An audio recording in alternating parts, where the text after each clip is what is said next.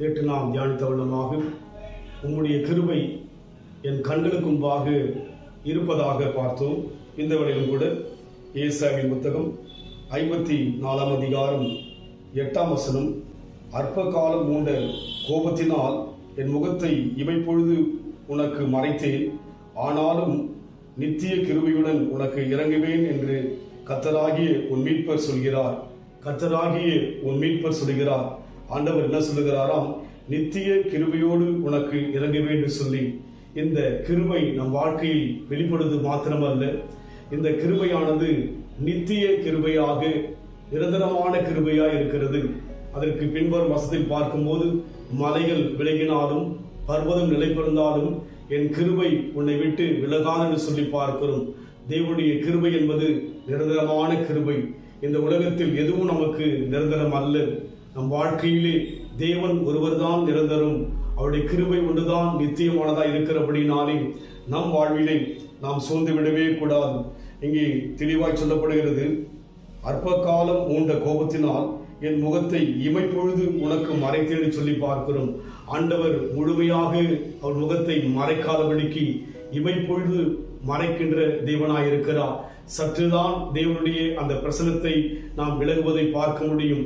ஆனால் தேவனோ நம்மை விட்டு விலகாதவரும் கைவிடாதவராய் இருக்கிறபடியினாலே அவர் கிருபை என்பது நித்திய கிருபையாக தொடர்ந்து வருகிற கிருபையாக இருக்கிறது.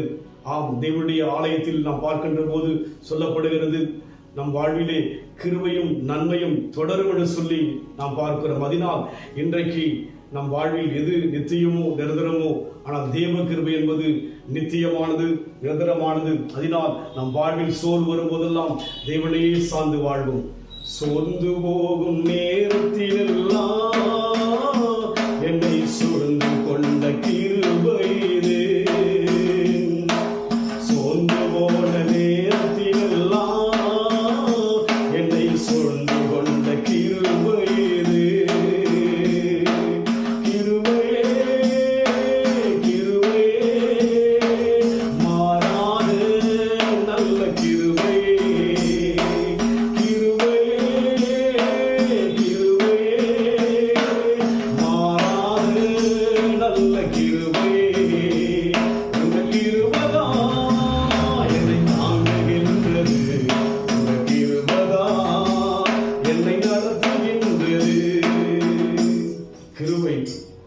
நித்திய கிருபை, நிரந்தரமான கிருபை, என்றும் உள்ளதவருடைய கிருபை.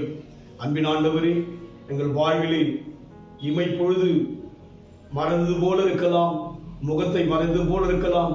ஆனால் கிருபை என்பது நித்தியமானது. கர்த்தாவே, அநித்தியமான இந்த உலகத்தில் நித்தியமான தெய்வ நீராய் உடைய கிருபை நித்தியமாய் இருப்பதற்காக ஸ்தோத்திரம் ஐயா. உன் கிருபையை சார்ந்து வாழ எங்களை தாழ்த்தி கொடுக்கிறோம் ஐயா. தொடர்ந்து எங்களோடு கூட உடைய கிருபை இருக்கட்டும். பொறுப்படுத்திக் கொள்ளுங்க. இயேசுவின் நாமத்தில் பிதாவே, ஆமென். கர்த்தர் ஆசீர்வதிப்பாராக.